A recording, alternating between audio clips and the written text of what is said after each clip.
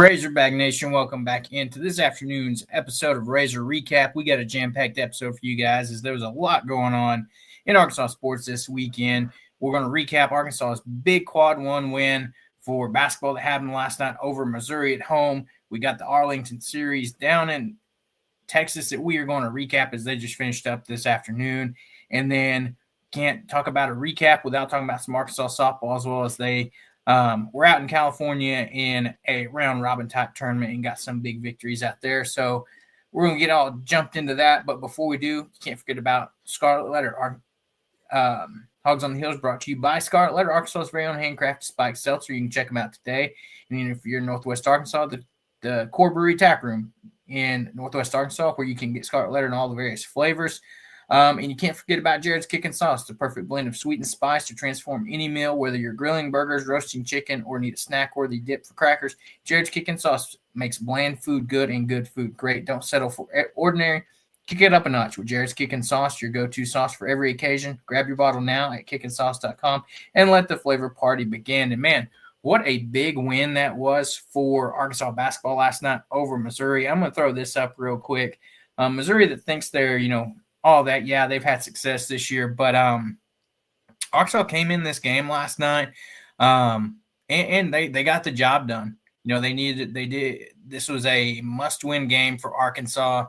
Kind of backs against the wall, especially after letting that game against Auburn slip away in the midweek.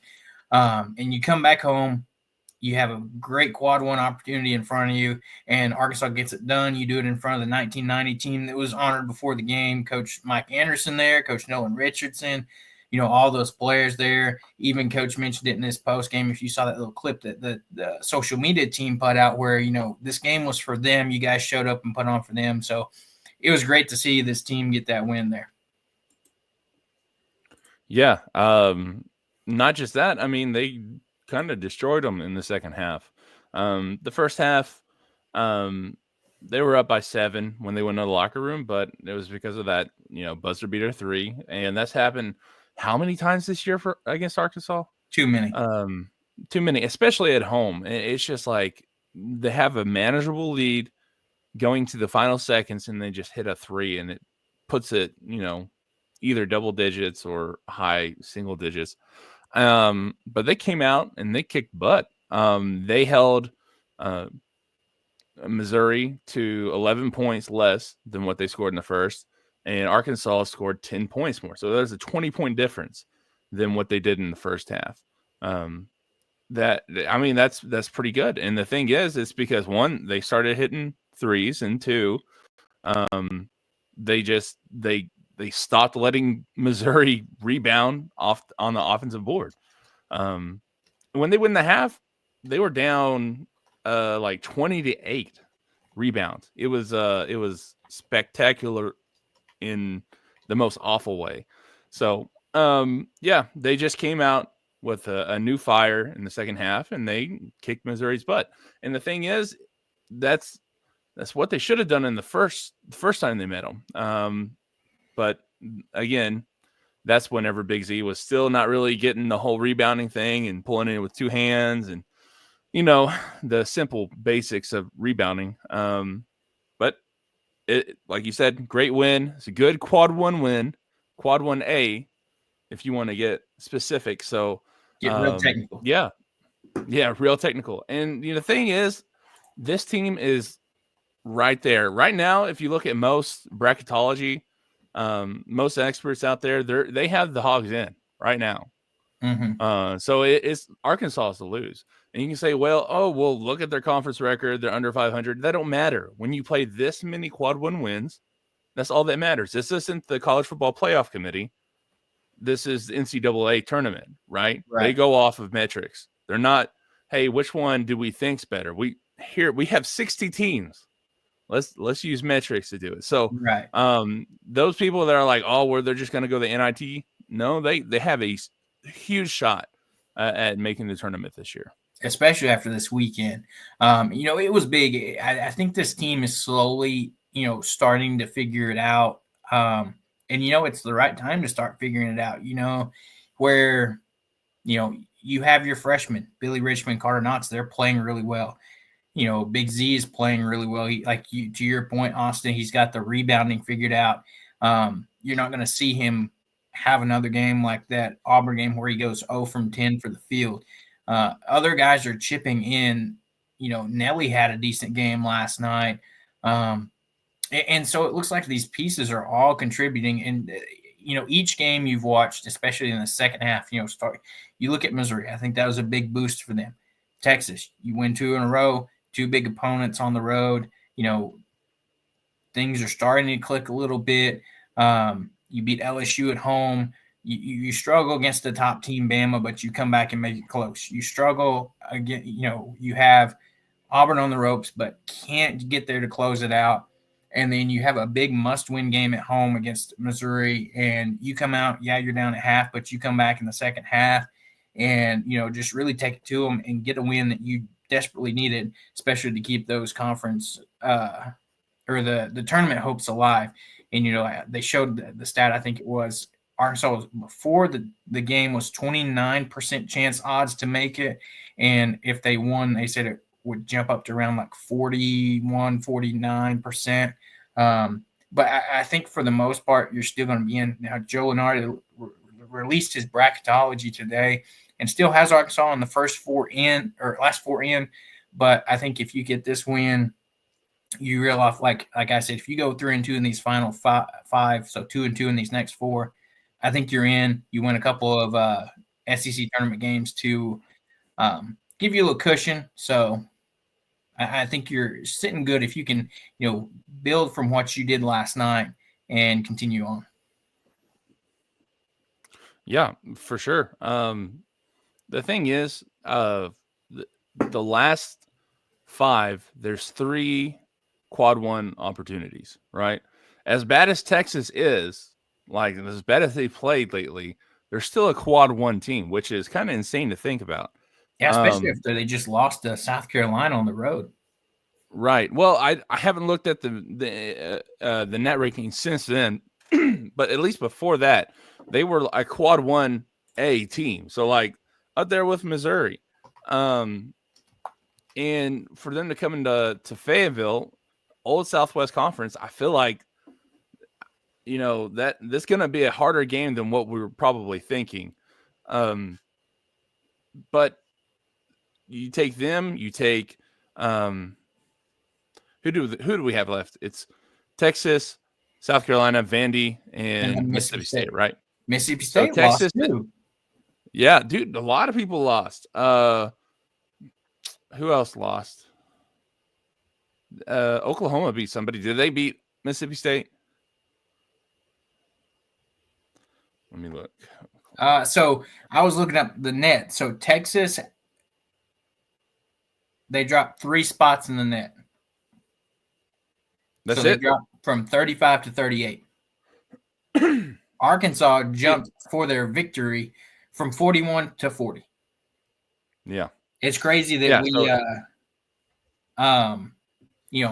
we jump higher when we lose compared to when we win. What do you mean? Yeah, so like we fall like our further. Loss against Auburn raised us higher than what a win over Missouri did. Right, and that more or less has to do with who else loses and who else wins and stuff like that. So it's a little bit of a crapshoot when stuff like that happens. But the thing is, with Missouri in Auburn, you can't even go off of how good Arkansas played against Auburn or how bad, or how they handled Auburn during the game, because it's mostly metrics based, right? Or all metrics based for net. So it's gonna be like that. And that's the thing with counting these quad 1 wins in 3 weeks. You know what? Missouri might just completely drop out and they might drop into a quad 2. Texas the same way. So as long as they keep doing what they're supposed to do, all the teams that Arkansas have played so far keep doing well. They should have a good resume at the end of this year. And they like I said, they have 2 quad 1 wins left. Mississippi State's going to be a quad 1 win if they win out to Arkansas.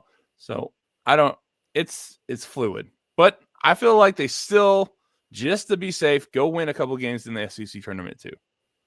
Yeah. And it also matters who you play, because if you beat South Carolina and you beat Oklahoma, it's not going to do much for you. Right. But if you beat Oklahoma and then you play Florida again and you beat Florida or someone else who's, a higher tier SEC team, that's going to do a lot for you. So. Exactly. Yeah. Because you look at it as far as the SEC, Auburn sits still number 1 in the net. You got Florida coming in at 4, Tennessee at 5, Alabama at 6. All those stayed the same. You drop down to Kentucky. They lost to Alabama, but they jumped up 2 spots to 12. You have Missouri that they dropped from 13 to 16. Texas A&M dropped from 17 to 18. Ole Miss dropped 23 to 24. Mississippi State dropped from 25 to 28. Texas dropped 35 to 38. We jumped up from 41 to 40. Georgia dropped 39 to 41. Vanderbilt is below us. They jumped up from 44 to 43. So, I think we're sitting pretty well. But let's jump over to the comments really quick. Transplant Texans got a good point, and I got some stats on this too. He said Knox looked absolutely dejected after that basket by Mizzou at the end of the half. I fully expect the team to come out flat in the second and downward spiral loss. Happy to have seen them get the win. I agree. Carter Knox, listen to these stats for Carter Knox over the past 4 games. He is shooting 64.5% from 3. 78.1% from the field, and is averaging 12 points per game. Give that man the ball. That's what you need to do. Just give him the ball. Let him do stuff. Let him do stuff until it stops, and then we'll find somebody else. I mean, why mess with a bad thing, right? Exactly. And that's a good thing. And that's the thing with him, too. It's like, you see him play, he got 36 minutes last night.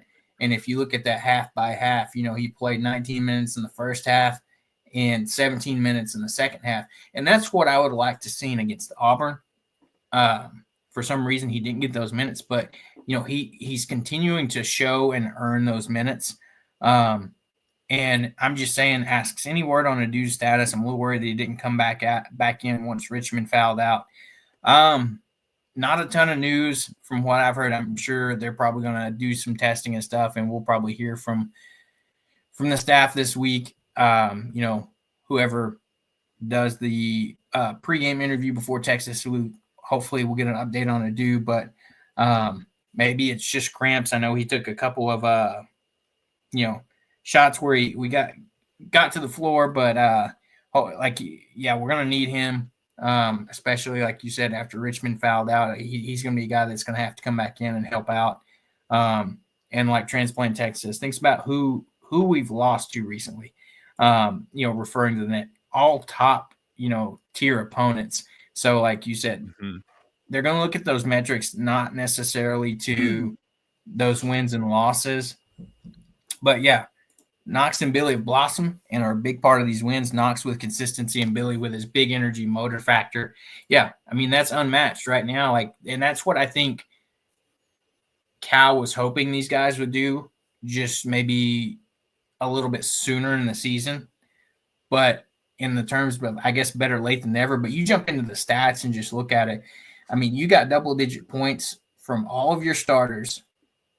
And I'm proud. Hey, Jonas Adu gave you 6 points last night. He actually had a decent game last night. If you look at it he played 15 minutes, 6 points, 2 of 2 from the field, hits 2 of 4 from the line, gets you 5 rebounds, 1 assist, and he's out there even getting you a block. So, it all goes back to what Coach Cal said. All these guys, if you look at the stats, none of them hurt you. All these guys contributed. Brazil had 2 points. He scored for us and not the other team. So I'll take that. But he's still minus 12. Yeah. I just don't get that. I don't get it at all. Right. And so you look at it Nelly Davis, 18 points. He goes 5 of 11, 3 of 7 from deep, 5 of 6 from the line. He has 2 rebounds, 4 assists, 4 steals for Nelly. his defensive intensity's just ratcheted up these last few games. Adu gives you 11, 4 of 9 from the field, 3 of 6 from the line, 5 rebounds, 4 assists, 2 steals. Carter Knox, 14 points last night, 5 of 7 from the field, 1 of 3 from deep, 3 of 4 from the line, 2 rebounds, 1 steal for him. DJ Wagner, 17 points last night, 4 of 10 from the field, 1 of 3 from deep, 8 of 10 from the line, 3 assists from him, 1 rebound, and 2 steals. Big Z, 20 points last night. He's your leading scorer, 6 of 8 from the field, 1 of 3 from deep. So only shoots one 3, gets it done from the free throw line, shooting 7 of 7. So he done his work from the field and the line in this game. Gives you 4 rebounds, 2 blocks, 2 steals, in 27 minutes of play. I mean, everybody was contributing last night. Yeah, I mean, you especially look at the guards too, like John L. Davis plus 11, Carter plus 11, and then Thero, who he got hurt towards the end of the game, like Pat was saying, and then but he still got 11 points. He was the highest in the plus and minus, plus 19. So these guys, they just keep blossoming, right? And we're talking about Carter Knox and Billy Richmond. I feel like all of these starters, pretty much everyone has shown signs of improvement except Trevin Brazile. Yeah, and the thing is with Trevin Brazile is he still has. You see the talent out on the court too, like where he escaped and he got that alley-oop in transition. I mean, that was prime Trevin Brazile. It's just whenever they get into like a half court situation that he just can't figure it out. He wants to run over the corner and get past the ball for the 3. Well, yes, but also I don't know if they want him in the paint because he's played the 4 position. Yeah, most of the time. I think what they want him to do is be like a longer Adu Thero, right? Because whenever they do switch him out, you see them switch out Big Z with Jonas, and then you see Thero come out and Brazile go in for him, and that's what they. But the thing is, he hasn't been doing that. Like you said, he kind of is a little bit passive. On the defensive end, he either doesn't help at all or he helps way too much, and he can't get in a rhythm. So it sucks. But the thing is, you have those other 7 guys who are really getting it together, and you only get 5 guys on the court at a time. So it's not a big deal. Although I hate seeing Brazile go through this, especially since he stayed with Arkansas for 3 years. You got those other guys, right? You don't have to put them out there unless, Billy fouls out and Thero gets hurt. That's really the only reason why he needs to go in the ball game now, right? And I hate to say it, but that's really what it is. And at this rate, Billy and Carter keep playing well. Not necessarily Carter, but Billy's gonna, start slowly keep taking some of those minutes from Brazile. If Jonas Adu can keep improving and he's showing slight signs of improvement, he's probably gonna get more minutes. He played 15 last night. I wouldn't be surprised if, he's finding a little bit of himself. He's not near what he needs to be, but the fact that he came out last night and gave you 6 points is big. But to transplant Texans' point, the crowd goes wild when Billy subs in. His ability to come out of nowhere and get blocks. If he makes an error on one end, he's going down the court to make a positive difference on the other end. And you look at him. He gave you 4 points last night, but you look at all the other stats: 5 rebounds, 3 assists, 1 block. Like, he's out there just doing it all. And so to see him, you may not get, a ton of scoring out of him, but I think what he brings to the table as far as those other stats, his hustle, being able to fight for rebounds, get the blocks, his motor just to, if I make a mistake, he's going to be hustling to the other end to make up for it. And I think that's, the crowd's going to feed on that because they like to see that defensive intensity. And same thing here for Nelly. Transplant Texan says, so happy to see that Nelly came to play and left Janelle at home. In the post game, he seemed to be moved by the 1990 team and the crowd. Things go better for the Hogs when Nelly has a good game. And I agree. You've got to have him, especially when you're looking at, 18 points. That's the Nelly that you need, not the Nelly that's going to come out and give you, 5, 6, 8 points. Shooting 3 of 7 from deep, 5 of 11 from the field. I'll take it. Hitting, more of what we expected to see from him. And to what you were saying, Austin, Transplant Texan says TB is a liability on the court. He had that dunk, but making more errors to benefit the opponent than positively is impacting his team. And I mean, there's no way to get around it. Yeah, it feels like every time Arkansas starts to go on a run, they end up putting Brazil in there, and it sparks a run for the other team. That's you know what? It might be just a coincidence. I'm not saying correlation equals causation, but I mean, it happens enough time, then I'm going to start, saying that's what the cause is. And it sucks. That's just it. Oh, I was like, what's that saying? It's like, choose a coincidence, but 3 starts to become a trend. And if we start watching this in game after game, if you see Brazil come in and things just don't go great, if I'm Cal, I'm sitting him unless I don't have any other choice. Like you said, to Richmond's in foul trouble or Thero's hurt, and you have to have somebody, another body to put in there. But yeah, here's the thing. Before you read that, I've done a little dive into some of the numbers. So you have like ERA for pitchers. I kind of did that. So points per minute or points per 40 minutes for them. And Brazil's like the number 3 scorer if you're talking about just minutes and points. And same with rebounds and all those other stats. It's just that when he comes in, the other team scores a lot. So his defense is just not good. And I feel like if he could clean that up and, get through his head what's going on the court, then he could be another weapon for this team. He just hasn't. And if you're going through this far into the season, I don't think he will. Right, exactly. It's like if you're, at the end of the season and it still hasn't clicked, it's like you even see the freshmen starting to click with it. That's telling me there's something struggling there. But, like I was mentioning earlier, Haydu had much better game. He is solid defensively, and we needed that when Z and his offense contribution was on the bench. Yeah.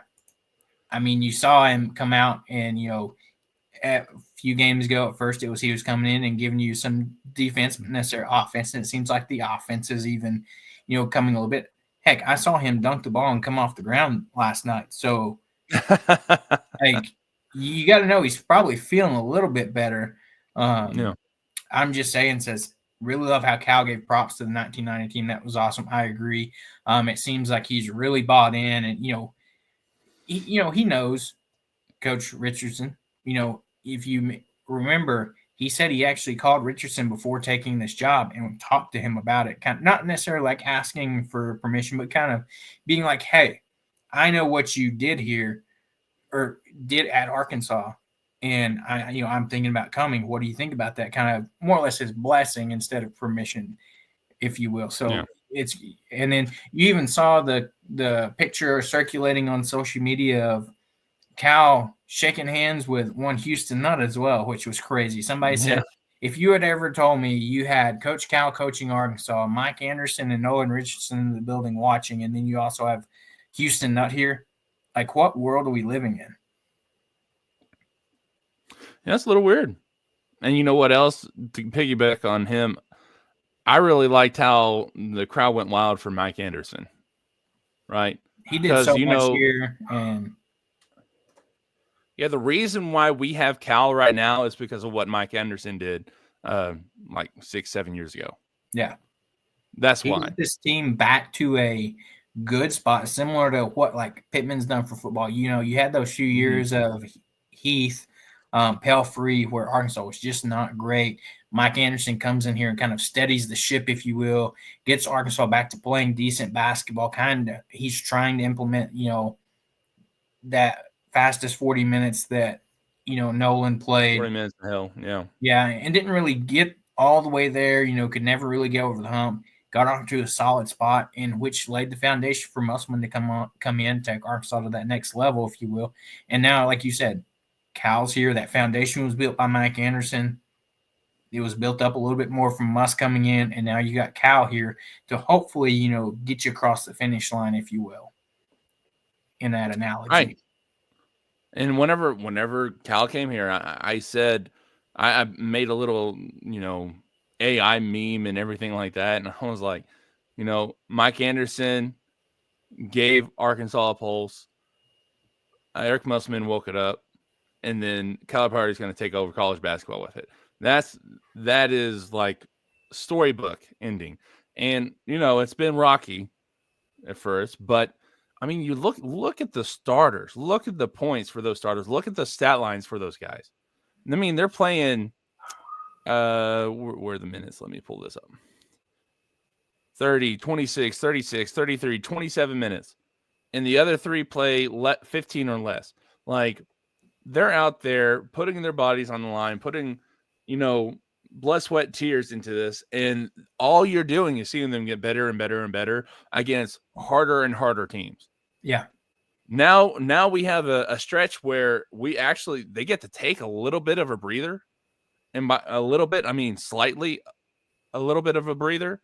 They don't have Alabama, Bama, and Missouri right there in a row. Right. So, I mean, right, like you said, this is where you want them to be. And to see those guys do this game in and game out, double digits, 5 guys up there, 1 with 20, and then 2, 17, 18. I mean, this is what you wanted to see to begin with. The only thing I know that we credit the spark of this team from whenever Boogie Flan was injured, but I wonder how much he would have developed if he would have never got his hand hurt in the first place. And to see what he looks like now, especially seeing how Carter Knox. Right. Yeah, I was going to say, like, would he be growing like Carter and DJ is, or Carter and Billy? He was already ahead of them to begin with. So, like, to your point, think of where he could be right now, potentially. He's probably one of the best guards in the country right now. Well, I mean, forget about lottery pick. He'd probably be like a first, 1 through 5. I doubt he'd be the first round pick because that's going to go to that kid from Duke. Cooper Flag. And then Broom's going to be Cooper Flag, and then Broom's going to be up there too. But if Boogie had a full season under Cal like Carter Knox and Billy Richmond have, probably a top 5 pick. It's crazy to think about that. But, as you jump back over here, it's like, just quickly hitting some of these comments, talking about Adu, it's like we need that offensive production from Z whenever we don't get the same production from Adu in Brazil. So we need them to step up defensively to keep the opponent scoring while Z gets his rest. And I think you're seeing that by Adu. And Adu did what he needed to do as a sub in for Z. TB does not add any offense or much defense when Thero and Z are out. And I think you're going to start seeing a shift in those minutes. That's the one thing, like you mentioned, if you look at the stat line, I like how you see a lot more equality in some of those minutes for those bench guys. Used to, Billy was only playing like 8 minutes a game. Now he's all the way up to playing, 11, 12, and I think that's going to continue to grow as he gets better. And if Brazil keeps performing like he is, you'll probably see Billy or Jonas take some more of those minutes down the stretch. But I'm just saying here, says real Hog fans know what Mike Anderson did for the program. He should be coaching somewhere in Power 5 right now. It's like you mentioned, Austin. Real Hog fans know what he did for Arkansas all those years ago. And, unfortunately, he was done dirty by St. John's. And, he may be taking a year or so off. Who knows? And maybe he gets back into coaching. Maybe he doesn't. We'll have to see. But I agree. I'd love to see him back in coaching somewhere soon. Transplant Texas says Cal knows what an acknowledged legacy does for the program, like at Kentucky. I appreciate the culture he's continuing from us by acknowledging the past and now showcasing the past and potential hanging jerseys. Yeah, he even mentioned that, we need to get these jerseys hung for these guys, and you would love to see it. I'm just saying, not to mention what he did for Missouri and UAB. Can't forget about that too. Before he was at Arkansas, he had a great program at Missouri, UAB, even Tulsa. And so, yeah, lots of overlapping storylines here from Transplant Texan. He says in the stands last night, Mike Anderson, former, assistant under Nolan and head coach here. Also was the former Missouri head coach, Houston Nutt, former U of A head coach for football, and his brother was an assistant coach for Missouri. Seems like things were kind of built up for Arkansas to have a successful night. And then Transplant Texas says, Billy stays out of foul trouble. Those minutes will definitely increase. You can't stifle his motor, and that's what makes him special. Yeah, it's finding that sweet spot for Billy because, you don't want to give him too many minutes and you're not getting the same kind of energy, motor level of intensity. But also it's like if you can slowly kind of play with those, tweak those, and you're still getting that same efficiency out of him, why not? Yeah, for sure. And you know what? I kind of I wish they were going to do something for this Texas game too, because Arkansas wasn't just good with Nolan Richardson; they were good in the '80s too, early '80s. But hey, get one of those guys. I wish they would have done something like that for this game, since it's the first time that we get to play Texas as a conference opponent since in Bud since or in Fayetteville since the Southwest Conference. So I mean, that would have been really cool. But yeah, no, Billy. You know what the funny thing is? I made the comp of him and Devo at the beginning of the season, and I thought more people would be mad at me than what they were. But I hear that all the time now. Oh, he reminds me of Devo. He reminds me of Devo. But the thing is, he's better than Devo, and his ceiling's much better. Yeah, and I feel like Devo was a little bit more creative in his stuff than Billy is. But Billy has that energy, and he has that I don't remember which one said it, but when he makes a mistake, he's going to correct it on the other end. He's really kind of the only guy, other than maybe Thero, that can go coast to coast, right, efficiently. So that's. I mean, you got to have a guy that can do that. You got a guy that can bring the energy, because you know what, Bud Walton's kind of sucked this year. Last night was not one of those nights. Last night was good. It was rocking, and there wasn't 20,000 people, maybe 15, from what I could tell on the TV. But I mean, you gotta have a guy like that can bring the crowd into it.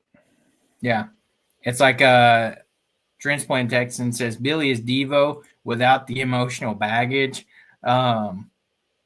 And then I'm just saying says, Billy's a bigger, stronger version of Devo. Once he develops a jumper, he's going to be a stud. And that's what I'm, excited to see. You see the development so far this year. He gets another offseason under his belt. Under Cal, develops a little bit more. You pair him next season with Malik Thomas and Darius Acuff. Him and Carter playing that 3 spot. Man, you got some potential good guard play there. But, you look at this one. Go ahead. I'm glad that they're starting to give him a little bit more at the guard spot, because he came in as a forward. He played forward for most of the season, but now, I mean, he's running point almost as much as DJ is. Yeah. So I mean, I like it. Exactly. It's going to help him going into NBA.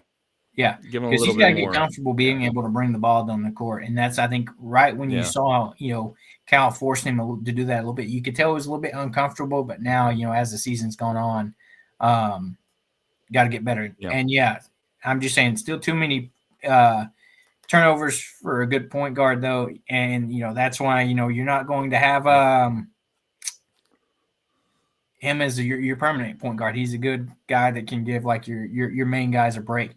But to what I was going to say earlier, if you look at this win and the social media team put this out there, all 5 starters in double figures, all 8 players played in the game scored. a season best 51 second half points, and our most points in SEC game this season with 92, and we shot 54.7% from the field.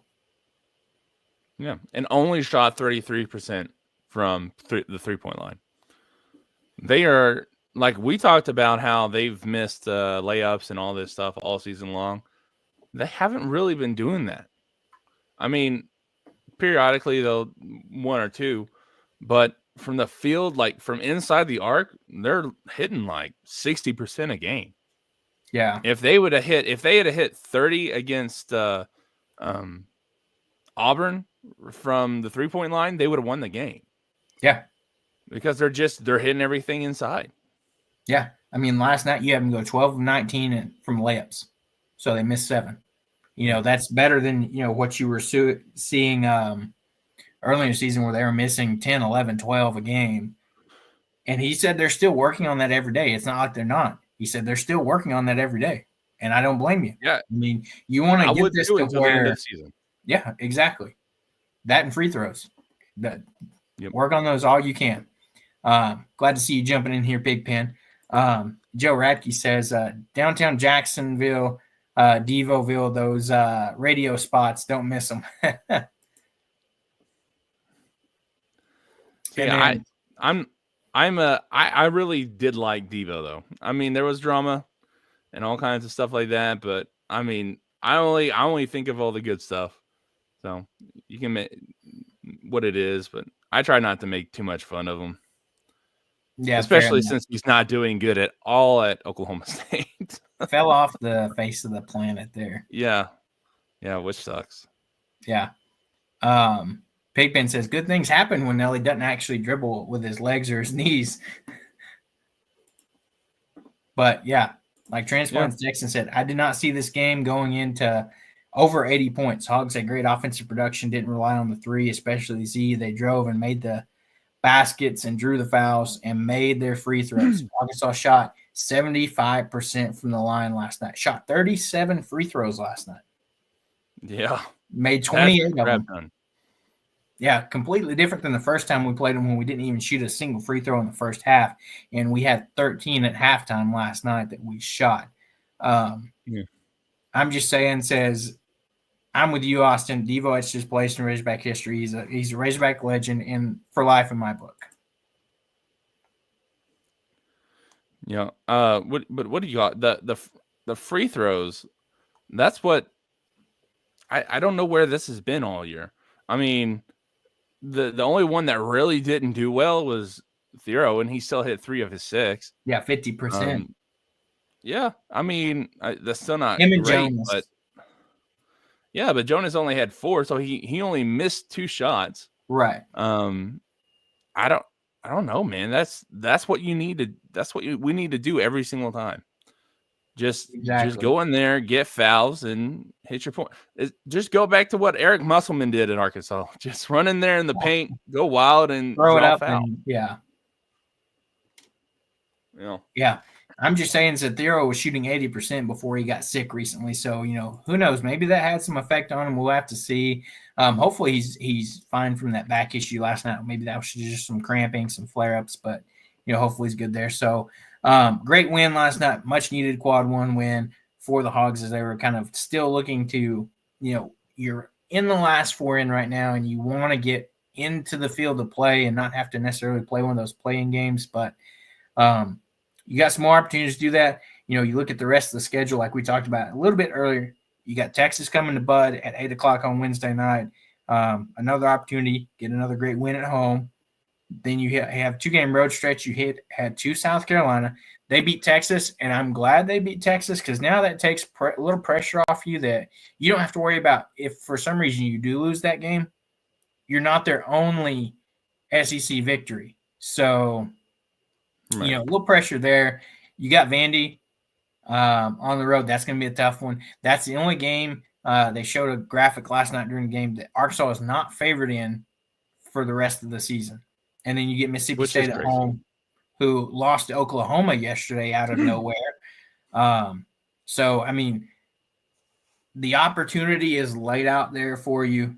I could possibly see, if we play like we did last night, I could see 4-1 potentially in these next four games, or 3-1 in these next 4 games.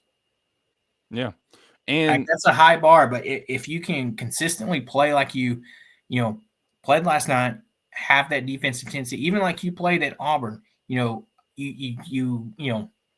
mark out that big Z over 10, because that's probably not going to happen again. He even told Coach Cal, Coach, I'm not going 0 for 10 again. So, yeah, you take that consistent, improved play. I like our chances in all these games. yeah, I do too. The only one that I am, well, I obviously the Missouri or the Mississippi State one, I'm a little, not sure on, even though Arkansas is favored to win that one. I like that it's in Fayetteville though, so that's at least 1+ for it. The only one that I really am not sure about is that Vanderbilt game, because Exactly. Vanderbilt is sneaky. They're always sneaky good. For the last 4 or 5 years, they'll come out and they'll just get somebody. And then this year they're actually kind of good. Everybody in the SEC is good. South Carolina, it doesn't look good compared to the SEC, but I guarantee you, if they were in the ACC right now, they would be up there with Clemson and Duke, right? They'd be right there, 2 or 3. Right. And that's just what the SEC is this year. And but the other thing about Vandy is that their court setup is weird. It's like whenever you're in the first half and your team is going down on the offensive end, you're on the baselines, right? Mm-hmm. That's where the coaches and the players sit, which is the dumbest. I don't know why. Well, It's and their just dumb court's to me. raised too. It's like, Yeah, it's just a weird yeah, gym setup. it is. It's very weird, but it especially how they play in the first half already. It just doesn't feel well. It just doesn't feel like a good setup for them to have any momentum going into halftime. So I don't know. Maybe it's even better whenever they come back from the second half, but I don't know. I just don't have a good feeling about it. The other 3, pretty good. Mississippi State's probably the third least favorite of those 2 games, but Texas and South Carolina, there is no reason why they shouldn't beat them. Yeah. At the No worst, reason. you need to go 2-2 in this next 4-game stretch. I think 3-1 is possible if you can play well. Like you said, that Vanderbilt game gives me a little iffy, just because it's the only one that we're not favored in. Like you said, Vanderbilt's a weird place to play. As far as Theo with the back issue, Transplant Texas, when asked about it, Cal alluded to a back issue, but Theo was gimping on the court, and he was getting his massaged on the court last night. You saw several clips of him kind of laying down over on the behind some people, getting a roller out there and things like that. But Transplant Texas says home game versus Texas should bring fans to the game, if nothing else. Like to you said, Austin, the fact that it's just against Texas. If fans bring the same or better energy that they had last night, this team should respond. And Texan says he expects at least 1 road win. I agree. I think you get. Go ahead. I was gonna say, yeah, I expect it. You win one of the 2, Vanderbilt, South Carolina. I would love to win both of them, but I think if you probably split those, and then you win your final 2 home games. Yeah. So the thing is, like, I was really excited to see Moody Center or Moody Arena, whatever it is, in Austin, and they were flat. Mm-hmm. You know what I'm saying? And I know Texas doesn't think of Arkansas like that, but I just really hope they come to Fayetteville and it is off the chain and they can't hear anything. More classic And they see what a real stadium environment looks like. That would be nice. But even with Mississippi State's probably going to still be a top 25 team. It's another chance for a quad 1 win. That should be packed as well. And going to South Carolina, I don't feel super scared of South Carolina. They're just they're a sneaky team too. They just haven't been able to win until yesterday. So and that kind of is a little bit unsettling because now they're starting to figure out how to win. That would be not good, but still, I don't feel scared about going to Columbia. Right. Yeah. And it goes back to, like, I'm glad to see that, they got their one win out of the way. That way we're not We're not that, like what happened to LSU for a while there. It was looking like we were going to be their only win there. So good deal that they got that out of the way with Texas. And it's always a good day when Texas loses as well. So, yeah. Before we get off of basketball, did you see the score of the women's basketball game? Yeah. I just don't know what to say. Women's basketball, man, it's unfortunate. I would love to see them have success. They've got some talented players. They lost talented players. I don't call for a guy to lose his job, but what we've seen this year is just not acceptable. Like, it's not. You shouldn't be getting week in, week out, game after game by 20 plus every game, because that's literally been what the storyline's been this year. If you go back and just look at each of the game, it's not great. Arkansas lost today to Oklahoma by 40 points. You lose to South Carolina by 40. You lose to Ole Miss by nearly 39.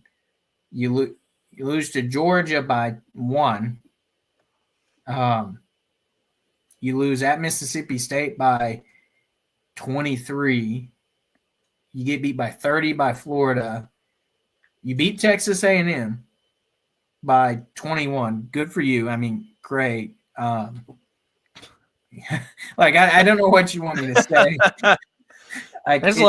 This weekend was so great for Arkansas athletics, except for women's basketball. Yeah, they've got 2 more games. Missouri on Thursday. They finished the season at Texas A&M, and then, if we're being honest, they're probably going to play their one game in the SEC tournament, and then call it a year. Don't know if we'll see Mike Neighbors back again. I saw somebody point out he's a guy that, you want to see all the sports succeed, but their train of thought was, why get rid of him and have to pay a buyout whenever women's basketball is not necessarily a revenue-generating sport, but also you don't want to accept this is just how we are, because we know we can be better than that. We've seen flashes. If you get the right guy in, it's the same thing with any coaching situation. You get the right guy in, you can win. So Transplant Texas Neighbors take some of the heat from Sam. Not as much as football is king, but women's basketball is substandard right now. Yeah, and that's the thing is, I'm like, if we're choosing between a buyout for Sam Pittman or a buyout for Neighbors, you're doing Sam Pittman, right? There's no ifs, ands, or buts about it. Right. I don't care if Sam Pittman's buyout is $3 million more than Neighbors. You're going to pay it because, like you said, football is king.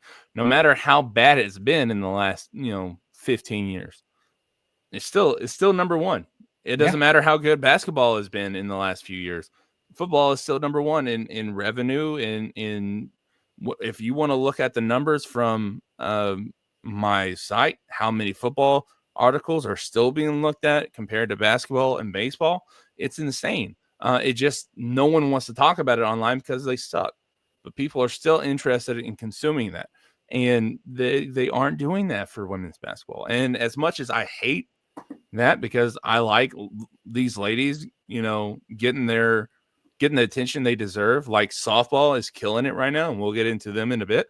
But it like, if you're going to choose one or the other, you're going to choose football. Right. Exactly. I mean, it just makes sense. Transplant Texas asks how many years is left on Neighbors' contract. When you look it up, the last thing I saw that's popping up for me is back in 21, it said he signed an agreement that was set to expire in 23. His new agreement puts him through 2026 with an automatic year rollovers for 2 NCAA appearances, but I don't think we have to worry about that. Yeah. He was making Thing is, he's got $600,000 through 2023 and was scheduled to increase to $700,000 on July 1st of 23, and then would receive a $50,000 bump to his base salary for each of the program's first two NCAA appearances following 22-23. But again, that's probably not going to happen. So what is the buyout?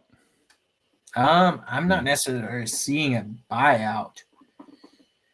Because so we know he's through. If he only has 1 year left, it can't be that high. So I imagine he's going to be gone at the end of the season, if not before the tournament. Yeah. Let's see. So the school buyout as of 4/1/24 was $1.5 million. I mean, that's kind of high. So it just depends. Maybe after the season, it's going to go down significantly. Yeah. Just pay him his last year of his last salary, and then just move on. I think that's if it was for April 1st or before. It doesn't say what it would drop to after, but you got to figure that it's not going to be that high. And it's like, with the talent that we could have, the talent that we lost, you just can't accept that. So we'll see what happens with Neighbors and women's basketball. But, yeah, getting beat by 40 game in and game out is not a fun thing to deal with. And it's got to, that's got to be tough on these student athletes. So hopefully, they maybe make some moves in the offseason. We'll have to see. Transplant Texas says our athletic program negotiates horrible contracts with buyouts that are too large. Yeah, I agree. Yeah. I mean, that's the thing. Well, here's the thing. A lot of college sports. What's his name? He came in 2017. So was that Hunter Yurchek by then? I don't think it was. Was it? Maybe it was. Because 2017 was the first year of 2018 was the first year of Chad Morris, right? Let's see. Yeah, 2017 to present is when Yurchek came in. He was at Houston from 2015 to 17. Yeah, so April 3rd of 2017, that means that hiring process was probably already being done before he got there. So this is also not one of Yurchek's guys. I don't think it is. Maybe it is, but if it is, it's kind of like his first one that hasn't produced anything. Yeah. So like Courtney Deifel, and then you got Jordan Weber. He brought Jordan Weaver. He brought in Eric Musselman and now John Calipari. And then as much as you want to bag on Sam Pittman, he got us back to a good spot. Yeah, he got us back to a good spot. Got us 9 wins in one season, and then Mike Neighbors he kind of started that, and then he just fell completely off. He lost a ton of talent last year, and to whatever reason, I don't know. But I think I think you'd see a different team if you had that talent that left last year, and who knows. But what I think is funny, if you just Google Hunter Yurchek, under his name when it pops up, it doesn't say athletic director for Arkansas. The first thing that pops up, it says internet personality. So sure. I mean, all right. It's like, cool. Okay. But yeah, so Arkansas gets a big quad 1 win over Missouri. 4 more games left this season. Can't wait to see what they do on Wednesday as Texas comes to town. It's going to be fun. So we'll jump over Arlington men's baseball.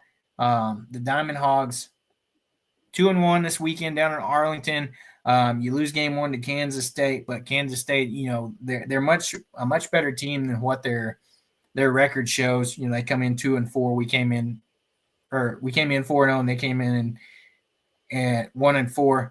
But I don't think that at the end of the day, when you look back at the end of the season, I think they're going to be a much better team than what a lot of people maybe thought coming into this game. I'm going to throw this up here. You look at this game, you had Gabe Geckel, your starter for this game.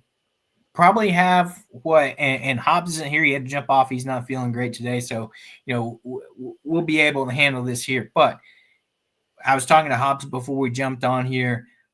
This is probably going to be easily Gecko's worst outing of the season, and he still only limited it to 2 runs in the game. As far as for himself, 5 2/3, 2 strikeouts, 4 walks, 5 hits in this game. Just didn't necessarily have all of his stuff that on Friday, but you had great bullpen relief. You had Tate McGuire come in for an inning and a third, 2 hits, 1 run. And that run being earned and 1 strikeout for Tate. Parker Coyle comes in for an inning, takes care of business, and Will McIntyre comes in, allows a hit against 3 batters. And unfortunately, Arkansas loses this one. This was the game where you had the exciting inning that had not back-to-back, but you had a batter in between, but 2 home runs in the same inning from the Eloy brothers. They keep it up. I was talking to you, Austin, before we jumped on here, too. It's crazy to see. It's like they feed off each other. These guys, like the brothers, they don't want to let either one up each other. So when they're both in the lineup at the same time, good things seem to happen. If you just look at it, Vahiva went 2 for 4 with scoring 1 run batted in on the day. Of course, having that home run. Cahillo, he went 1 of 4, scoring a run and batting in a run as well with 1 RBI. As far as the rest of the game, this was the game where everybody struggled as far as their hitting went. This was just not the game where the bats were, doing their thing. They struggled at the plate a little bit with pitching. So I don't necessarily think that's something to just base anything off of. Dave's still tinkering with the lineup a little bit. You're seeing that. I know everybody's saying, "Oh, Nate Thompson, this is the typical what you're going to see with Arkansas," and I think you've seen flashes of the small ball. I mean, you look at today's game, you look at some of the Washington State games. This team's finding rhythm. It's weekend number 2, guys. Just calm down. We're you can see some players are struggling with their approach. Perfect example, Nolan Souza. He has not had a great couple weekends. For some reason, he's not having great vision at the plate right now. For whatever reason that is, I don't know, because in fall camp, in spring, coaches were raving on the jump he made. Things just aren't clicking right now, and that's why you may see him not in the lineup for a little bit. But it's one of those catch-22s of how good he is, and you want him to get going, but you also can't sacrifice, him coming in a game and going 0 for 4 at the plate and not helping your team any at all. Yeah, and that's the thing. Who did they have in for him? Cozile or no? Well, he played in game first. 2. They subbed in Gabe Frazier, the freshman. Right, and you know what? Sometimes it just takes a minute to come back. There's a thing called a sophomore slump, and I know Hobbs was saying that doesn't really happen under Van Horn, but the thing is, I mean, it's just a phenomenon that happens across sport, across every single type of sport. It's just you have these freshmen that are really good, and they come in the next year and they just suck. And the thing is, they usually get better as time goes on throughout the year, and that might be him this year. So just be patient. Don't think he's a horrible player. It's not like he just forgot how to play baseball, right?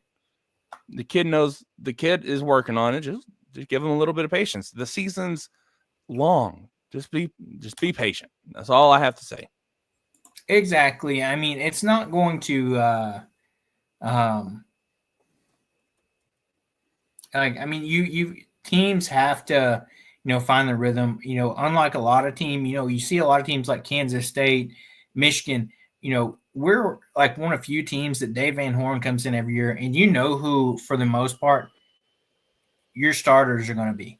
You see that with like Kansas State and Michigan are perfect examples. They're kind of still trying to figure out what their rotations are going to look at. For the most part, Dave's got it kind of set how he wants it. Now you're going to have to make some adjustments to like transplant Texans point here.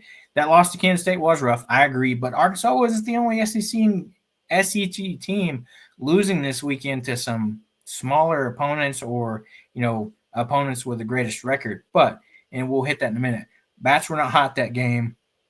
Game 2, Aloy, and then game 3, Wood goes out. Injury diagnosis pending. Bats healthy, pitching nearly lost it at the end. So you got to look at it in terms of we're early in the season. Things are going to get figured out, hopefully. But to transplant Texans' point, that Nate Thompson hate's going to be there year in and year out, regardless. If consistent hitting and lack of base hits does not materialize in a month, it's going to get increase. If down in SEC play, it's going to be loud. I mean, that's what we saw last year. So, to be honest, I'm not the biggest Nate Thompson fan either, but at least I can see them trying something different this year. Mm-hmm. You know what I'm saying? And I can't be mad at a team who's completely changing their philosophy at the plate, and they're not getting it right away. And the thing is, it's not like they're not getting it at all because they put up, 8 points today, or 8 runs, not points. And it's going to be a process. That's why I say just be patient. Just hit singles, just be patient. That's my slogans for baseball. Yeah. Transplant Texan said, I'm just a casual baseball fan, but I'm trusting Hobbs to hold tight with early season reactions on hitting. Yeah, Hobbs has already been on people on Twitter getting all the bookmarks and things of that nature, what you will. But I'm just saying, says here, it's hard for a reliever to turn into an ace. Thankfully, we've got depth at pitching, but I'm more concerned with our tendency to strand base runners. SEC baseball is toughest football and hoops. I agree. I'm just saying, also says we got work to do, but got time. Playing someone like Kansas State was good measuring stick. Exactly. And to your point, Austin, with a new approach, yes, they can practice all they want in practice, but when you bring that to a game, it's going to take a little bit because you've got different pitchers week in and week out. Whereas, in practice, you kind of get used to some of the tendencies that your own pitchers have, and it makes you be able to have a little bit more success. And as far as I'm just saying's point about a reliever becoming a starter, yeah, Gecko is he's going to probably have a game or two where it's not great like this one, but I think at the end of the day, the talent's there, and the combination of Dave Van Horn and Matt Hobbs, I'm not too worried about it. That's what they did with Hagen Smith. Not saying Gabe Gecko is going to be the next Hagen Smith, but you saw him go from the season before from a reliever / closer to, our Friday night starter last year. So if anybody can do it, those guys can. And if you heard Dave talk about Gecko, his drive, his motivation, he's not happy with himself when he has games like this. So it'll be – I'm not too worried about Gabe Gecko, to say the least. So, yeah, me either. I'm not worried about this pitching staff at all. To be honest, that first game against Kansas State, across the board, the pitching wasn't great. 3 Ks whenever you have a staff that traditionally gets like 7 or 8 a game. Exactly. It just wasn't good. Kansas they were just getting balls on bats the entire game. And it was giving Arkansas fits. And the fact that they only scored 3 runs, that's pretty good defense still. The thing is, in those times, you have to have the bats to counteract it. And they're just young. That's all it is. So just wait. It'll get better. I don't want to be like Hobbs and be like completely certain that it'll get better, but I think it'll get better. Yeah.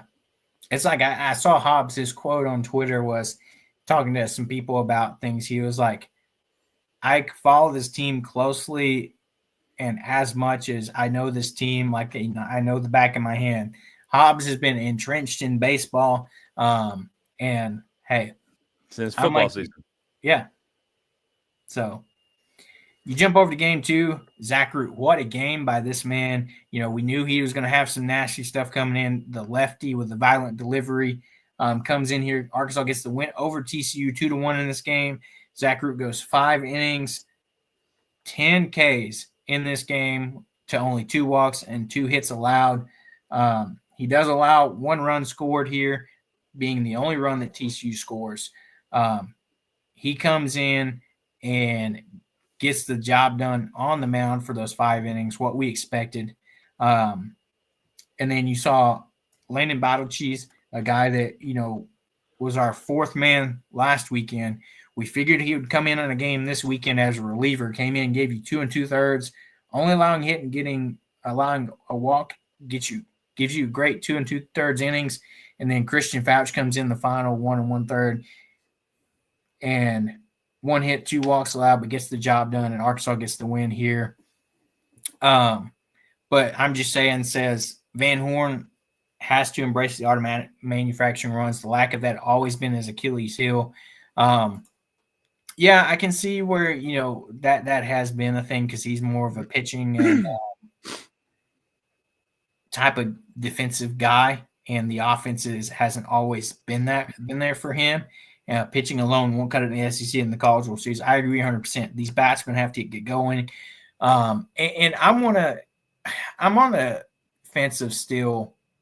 We're 2 weekends into the season. Now, if we're still struggling when we get a couple weekends into SEC play, yeah, then I'm going to start worrying a little bit. But, we've got some, plenty of games to keep continuing this new approach at the plate, if you will. You got Grambling on, midweek game this week, and then you got Charlotte coming to town for a 3-game series over the weekend. Great games to continue to develop these guys and work on this hitting against I don't want to say lower opponents, but you're not going to see the type of pitchers you will in the SEC, which will allow you to kind of get the basics down of what we're trying to do and let these guys build some confidence. But like Transplant Texas says here, solid outing by Root. That's what we need from starters, a solid 5 innings of work. Yeah, Root, fantastic job. A lot of national baseball, personalities and people have said that, this was one of the big transfers that they were interested to see what Dave Van Horn and Matt Hobbs would do with a talented guy like Zach Root. Had some great talent and great moments at ECU last year, and now he wanted to come over to Arkansas and take it to the next level. And I think you're seeing that already between the 2 weekends. I believe it's 10 innings pitched with 18 Ks through 2 starts. So I'll take that any day. And I'll agree here with you, Transplant Texan. Everyone can low sports season for Hawgs fans is over. Yep. Thank goodness. Now it's SEC Plus for the rest of the season until the NCAA. Well, you got a handful of games where but I do supposed to be on national television. Yeah, handful of times. But let's talk about the leadoff hitting. I'm going to go through all 3 games though. Arkansas, the only time they actually didn't do super well leadoff hitting wise was against Michigan, but they still went 3 for 8. And against both Kansas State and TCU, they were 4 for 9. And the thing is, whenever you get a leadoff hit, reach base, then you're way more likely to get a point or a run in that inning. So Arkansas is doing what they need to do at the beginning of innings. They just, for whatever reason, they're not following through with it. And like I'm just saying, it says the manufacturer runs part. And whenever he said that, that's why I went and looked, because I hadn't looked at the extended stats yet. And I mean, Arkansas, they're doing what they need to do at the beginning. I just feel like they're this close. They're just this close to getting it right. And once they do that, I feel like, dude, they'll just blow it up on offense. So I don't know. That's one of the things I like to look at is the leadoff hitters, Yeah. and they're doing You, it. yeah, you look at it, and we mentioned, you know, Nolan Souza didn't have a great game one.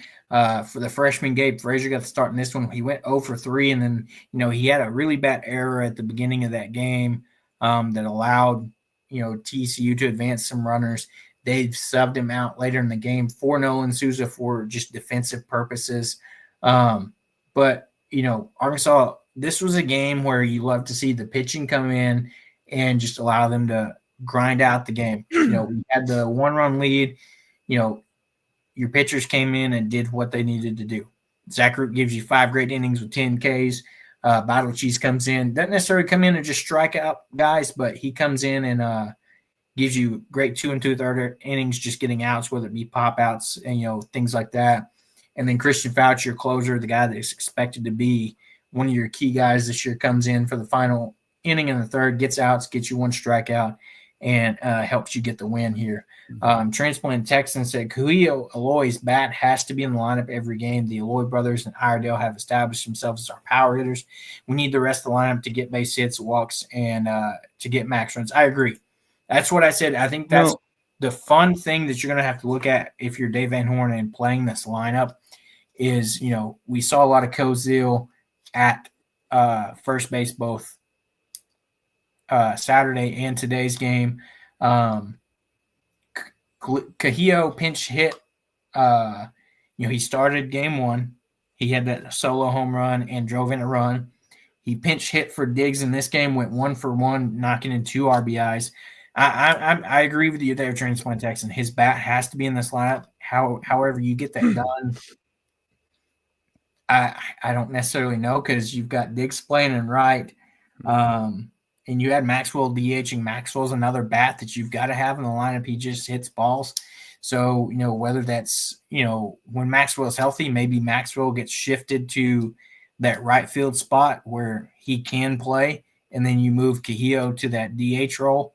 I don't know. I mean, Dave's going to put together the best lineup he thinks is going to be able to help this team. And I agree. I think to be successful, you're going to need both Aloys in this lineup.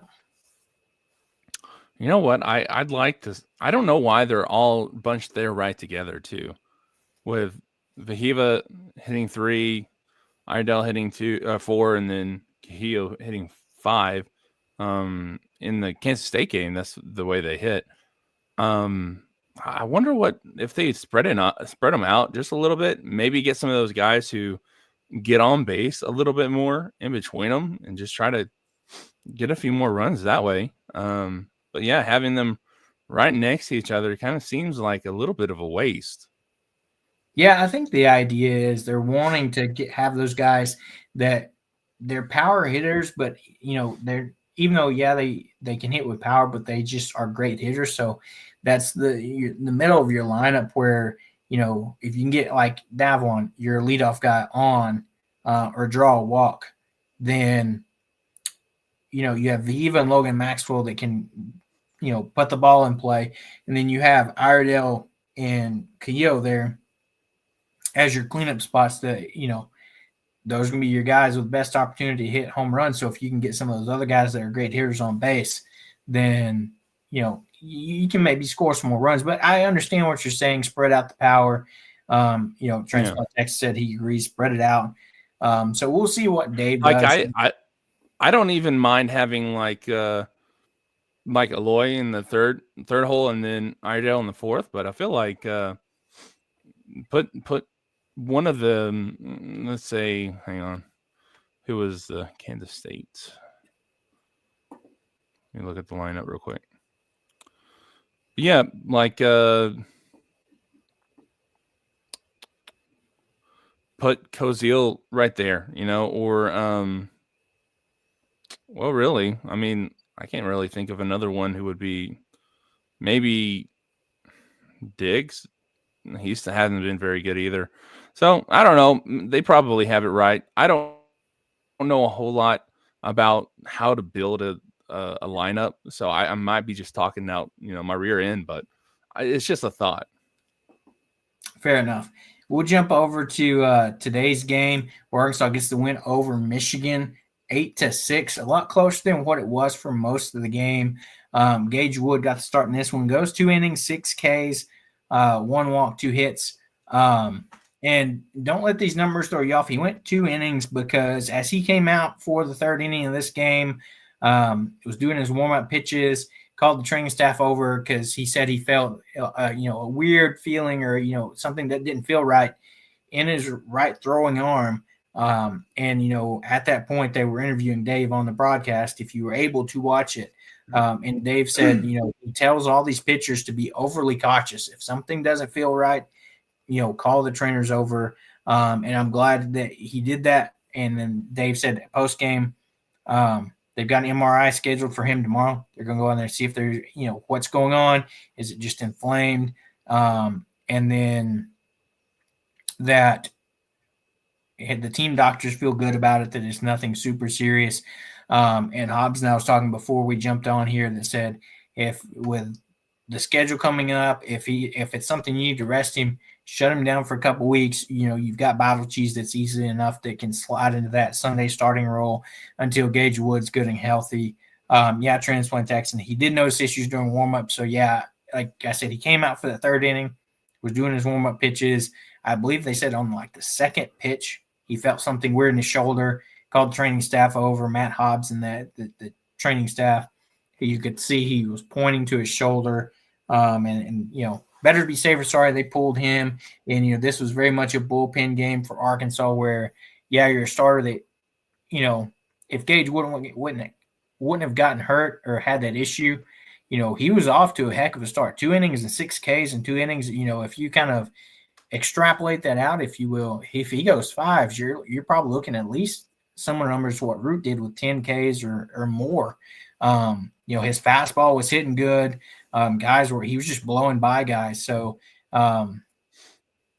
best wishes over to Gage Wood. We'll see what Dave says at some point this week when we get an update after that MRI tomorrow. And you got a list of pitchers to go through here quickly. I mean, all these guys for the most part did a great job. Dylan Carter came in 2 innings, allowed 3 hits, 1 strikeout, no runs in his little stint there. Cole Gibbler, the freshman, comes in, guy that Hobbs is really high on. He comes in for an inning, gets you 3 strikeouts. Will McIntyre, this is where you struggled a little bit. He didn't have the best game in this one where he come in for an inning, allowed 2 solo home runs in this one, had a walk, didn't record a strikeout. So not the best day for, your veteran Will McIntyre. Colin Fisher came in the following inning, gave you a good inning of work with 2 strikeouts. Carson Wiggins, another guy where he allowed a run to come in. Dave said in postgame, this was really weird. They haven't seen an outing like this from him, all fall camp, all spring ball, that, maybe the moment was a little big for him in a major league ballpark. And then Parker Coyle came in, inning 2/3. That first inning, he came in 5 pitches to get 3 outs. Talk about efficiency right there. He came in this game, or he came in for an inning and 2/3, allowing 3 hits. 2 runs did score late in that game, and 1 strikeout there. And then Tate McGuire came in for the final out of the game, and was able to get that. And Michigan battles back to make it close, but Arkansas secures the 8-6 win here. Yeah, and the thing is, I was telling some of my guys, I was like, hey, I gave up my hope. I was like, oh, they're about to run them out of the building, and just like last year, Michigan snuck back up on them, and Arkansas was lucky to get out of there with the win by the end of it. But I mean, like you said, it definitely had a whole bunch of pitchers coming in and out. And the thing is, I feel like whenever teams do that, the batters can't really get a grip on any one pitcher. But that was not the case today. They pretty much did what they wanted to after McIntyre. They just came in and they kept getting opportunities, and they were kind of like that little gnat that won't leave you alone, and just you're trying to swat it away, and they just wouldn't go away. Luckily, got out of there with a win. Wasn't pretty down the stretch, but hey, whenever your guys are hitting, bringing 7 runs in the first 2-3 innings, you think you're going to do great, but that's what baseball is. I mean, it does. A whole game can be turned around in 1 inning. A whole game can be turned around in one swing of the bat. Exactly. And, this was a game where you saw much better bats in this game for Arkansas. I mean, to your point, you saw a bit more of that small ball in effect in this game. Much more doubles and singles in this game. Your leadoff guy, Charles Davlon, he goes 2 of 5 and scores a run and bats in 2 RBIs. Lehivo Aloy, the star of this game, goes 4 for 4 at the plate. 3 runs scored, 2 RBIs. He was a triple away from hitting cycle in this game. You saw Kendall Diggs go 1 for 4, batted in a RBI, scored a run. And so, for the most part, your hitting was much better today. You saw Zane Becker, who pinch hit for Ryder Helfrich later in the game, go 1 for 2. Becker struggled a little bit behind the plate, but, he is a freshman. There's going to be a few growing pains there.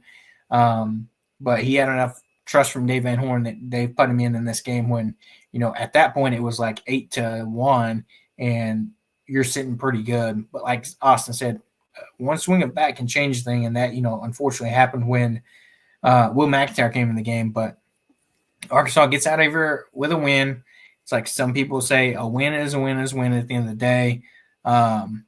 Transplant text said those runs were needed today. Did not foresee the pitching issues. Glad to have runs to give, if you will. I agree. I think if you maybe have Gage Wood go 5 innings like you would normally see out of him, this is a different game. I feel like Arkansas still scores those runs, but, you're looking at you probably don't have to use those at least bottom 3 pitchers. You probably still bring in Dylan Carter to get you to the 7th. Maybe you bring in Gibbler or McIntyre 8-9. Who knows? But at the end of the way, you get the win. You head home at 6-1 on the season with a midweek game versus Grambling coming up, and then a 3-game series versus Charlotte this next weekend. But yeah, we'll keep you guys up to date on the news as far as Gage Wood. As soon as we hear something, we'll put it out there for you. That way you guys can know what's going on. Hopefully it's just we need to sit him and let him rest for a couple weeks. Let Bottle Cheese come in and take over, because, ideally that was the preseason conversation. Who's going to be in that 3 spot? Well, you have 2 guys that can do it. If you have to sit a guy, Arkansas has the pitching depth where you can slot him right back in and not have to worry about it too much. I think the bats are going to get going. Again, I'm on the train of this is the second weekend in college baseball. And give it some time. If we're still struggling by SEC play, that's when I'm going to start being a little bit worried. As far as some other games around the country, Arkansas wasn't the only top team to lose a game this weekend. You saw LSU, they lost this weekend as well. Dallas Baptist? Or is that next weekend? So LSU lost to Omaha 4-2 this weekend. You lost. You also had Texas A&M lost today to, where is it? Cal Poly. They lost 3-2 to Cal Poly. So number 1 team in the country loses. So everybody's going to lose at some point. Virginia lost to this same Michigan team that we beat. They beat that Virginia team that's a top 10 team, top 5. And currently. And here's the thing. Texas A&M didn't lose any more games, right? That was the only game they lost. Mm-hmm. they're not gonna drop for number one. Most likely, they're gonna stay right there at number one because a single loss does not mean as much in baseball as it does in basketball or It's football or more of a anything else. if you lose a series, that's when Right. you get hurt more than one game. How many seasons did Arkansas sit up in the top 5? And yeah, they may not have swept the series, but they would win all the series and they would stay in their spots. So one game is not going to be as big of a deal, like you said, compared to say basketball or football. Baseball is just interesting like that since it's based off series. So again, Arkansas is going to head home.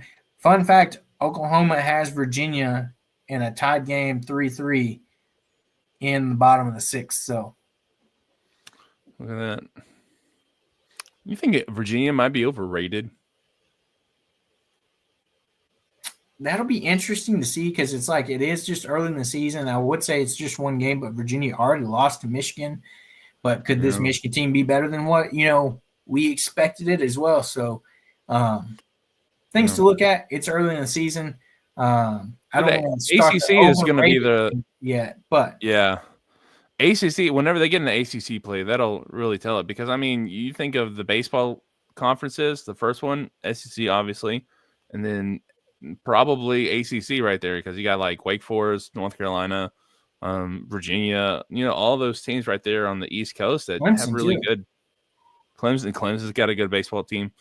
So, yeah, I mean, once they get in there, I guess we can tell, but it's a little sus that they already lose 2, or well, they might lose to Oklahoma. And the thing is, it's an SEC school, so I can't really give them too much on that. So yeah, because I mean, if you just look at the rankings between teams, like you talk about those top conferences, top 5: Texas A&M, Virginia, LSU, Tennessee, Arkansas. SEC, ACC schools, 6 through 10. North Carolina, ACC school. Oregon State, they're an outlier, but they're always a really good program. Georgia, Florida State, ACC. Georgia, SEC. Florida, SEC. Oregon, NC State. Wake Forest, Clemson, Vanderbilt, Texas, Duke, Mississippi State, Oklahoma State, Dallas Baptist, UC Santa Barbara, TCU, Nebraska, Troy, Cincinnati. Yeah. So a majority of that list is SEC, ACC teams and then you have some of those programs like Oregon State, Dallas Baptist that are historically just good programs too. Yeah. Yeah. And I mean, that's what it is. It's kind of like the SEC and the Big Ten, or who would you think is number 2 in basketball right now? Because obviously it's SEC number 1. You know what? I would probably say Big Ten was a better conference than SEC in football was this year. Fair enough. Yeah, but maybe Big 12 number 2 potentially in basketball. Yeah, because normally that's historically the Big 12 is one of the better basketball conferences along with the ACC. Yeah. And you've seen those two struggle this year mightily. Yeah. And especially Kansas isn't what they normally are. Yeah. And the Big Ten, they have some like storied programs like Michigan State that just in Purdue, and they're just not. They do fine during the regular season, but when they get into the tournament, they just kind of suck. Other than Purdue. Yeah. So I don't know. Yeah. But yeah, it's SEC and ACC in baseball, and then it's everybody else. Yeah. And then as we kind of get ready to wrap up today, we'll jump over to Arkansas softball as they had a trip out west to California to play in the Mary Nutter Classic round robin type tournament. We talked about the games they had on Thursday. On Friday, they got out there, played Loyola Marymount, won 6-2. In this game, you had Cam Harrison get the start in the circle for this one, go 5 innings, allowed 2 hits, 2 strikeouts for her. Reese Burling comes in to close out things in the final 2 innings. She allows 3 hits, 2 runs, 3 strikeouts for her. In this game, I mean, those weapons we talked about just continued to show out. Reagan Johnson, 2 for 4 at the plate, scoring 2 runs and 1 RBI and drawed 1 walk. You had Bree Ellis go 1 for 2 in this game. You had Kennedy Miller, our designated hitter and catcher, go 1 for 3 in this game, driving in an RBI, scoring a run herself. Carly Davidson, our second baseman, 2 for 3 with 1 scoring a run. This Arkansas team continues to do the things it does, and that's score runs and get wins here. And Arkansas wins this game. They 6-2. They move on to 13-0. They broke their streak of run roll games with this one. Mm-hmm. But best start in program history, and this team continues it. And they followed that up with on Saturday winning over Baylor 8-0 and got back to their run rule ways. In this one, where you had Robin Herring get the start in this one, she's been fantastic this season in the circle for Arkansas softball. 4 innings in this game, 6 strikeouts, and then Lexi King comes in for the final inning to close things out, allows a hit. No runs, no walks, no strikeouts. And this was just a hitting day for Arkansas. Reagan Johnson, 2 for 3 with scoring 2 runs.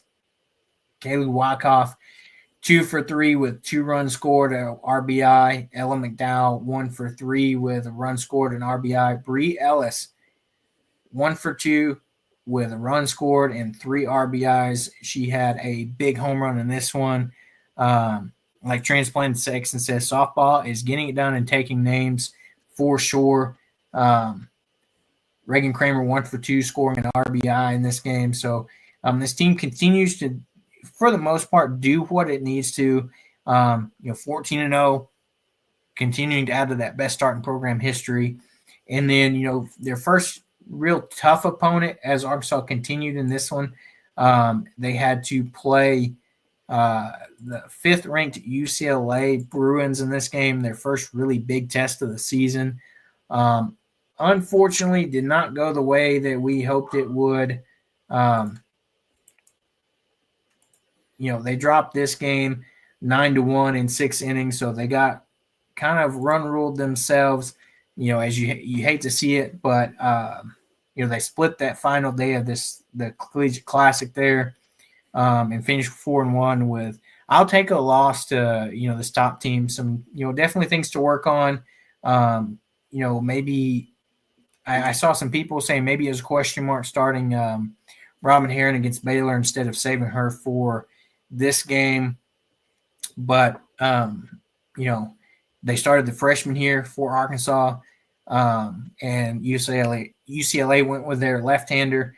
You had Elle McDowell. She was the first base runner of the ball game for Arkansas with 2 outs in the first. She got moved to third, but UCLA got an inning strikeout to keep the Hogs off the board. And just things didn't get going for Arkansas. So going to come back. Arkansas comes back at home this week to have their own Whoopig Classic tournament. They're going to be hosting Iowa, Illinois, and Missouri State. They'll be playing rotating games. They'll play Iowa and Illinois both on Friday. And then same thing on Saturday. They'll play both Iowa and Illinois again. And then you'll see them play Missouri State on Sunday. And, expect another good weekend. And after that, conference play starts. This team will head to Ole Miss on the road to open up conference play. And then that following weekend, the series that I will be keeping my eye on, the Oklahoma Sooners come to town. That's going to be one big series for college softball. As you know Oklahoma. Mm-hmm. How many back-to-back softball championships for them? A lot. So yeah, it's going to be a good test for this program, especially now that they are in the SEC. Yep, and it'll be fun. It'll be hard to watch that much red on the same field. It's that's one of my pet peeves. Whenever Oklahoma came into the league, you already got Alabama now and Arkansas with red and white, and now you got Oklahoma red and white, or red and cream, whatever. It doesn't matter. It's still red and white. And It's got it's Texas hard to A&M with a maroon red type color. right. So now I'm like, I'll watch some random highlight on social media, and I'm thinking it's the Hogs playing, and nope, it's either Alabama or it's Oklahoma, and it's just a lot of red and white, and it It's feels like, like what can it's you do? you know how there's so many tigers in the SEC. There's way too many red and white teams in the SEC. So Oklahoma, they can go change their colors. They were number 2, or they were number 3 to come into the league, so they can change it to, I don't know, something else. Right. But yeah. So anyway, no, that's going to be huge. I was joking, but it's going to be huge because Arkansas is the up and comer in the SEC, right? And then OU is the powerhouse coming into a new league. So it's kind of blockbuster series, and Courtney Deifel, she's got to get. I feel like she still has to get a good series under her belt. Like a landmark. You know how you have landmark wins in football and Those in big basketball. key wins. Yeah, those key wins, and I feel like Courtney Deifel could get one with OU coming to Fayetteville. I mean, it's the best opportunity they're going to have this season to get one, and I don't know. It'll be good. And I hope Bogle is packed. I hope. Do they have a hog pen out there? Kind of like. Yes, they have the Bogle berm. Yeah, they do. The berm. Yeah, so pack that berm. I mean, make it loud. Make it look like a Baum Walker light, and let's get that win. Hey, this program set records for attendance year after year, and I expect this year to be no different. But before we get out of here, you can't forget the Gymbacks getting a huge win down in Fort Worth this weekend in the Metroplex Challenge, where they beat Arizona, Oregon State, and SEMO with a final score of 196.4. They win that challenge down in Fort Worth, where you had some fantastic routines from this team. There's floor exercise, what I would say Arkansas is known for on the season. Strong finish on the floor routine to kind of seal that win with a 49.3 as a team. You had Jocelyn Robertson, Arkansas's very own Olympian, get a 9.9 on her routine. You had the lowest score being a 9.825, so Arkansas doing well here. You have Callista Gamiao, 9.875 with a second highest score on floor for Arkansas. So this team gets down there and gets the job done, and they'll be back at home this Friday against Alabama. Alabama coming to town for Arkansas gymnastics. So, you've got a lot going on this weekend in Fayetteville, and we'll cover some more of that on Thursday as we kind of getting you ready for the weekend. But, yeah, you're going to have a lot going on. Alabama is coming to town. It is Compete for a Cause / Alumni Night for Arkansas at 6:15. We'll talk more about that on the show on Thursday.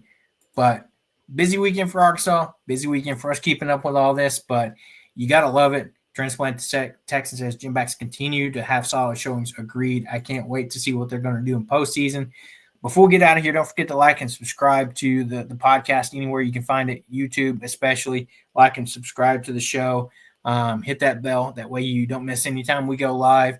Hopefully Hobbs will be back with us on Thursday. Hopefully he's getting to feeling better. You can find us on Spotify, Apple Podcast, anywhere you can find podcasts. And we thank everyone for tuning in today. And you guys have a great beginning of the week, and we'll see you guys midweek on Thursday to talk about the midweek baseball game, midweek basketball going on, and get you ready for all the action going on in the weekend. So until Thursday, everybody have a great beginning of the week, and we'll see you when we see you.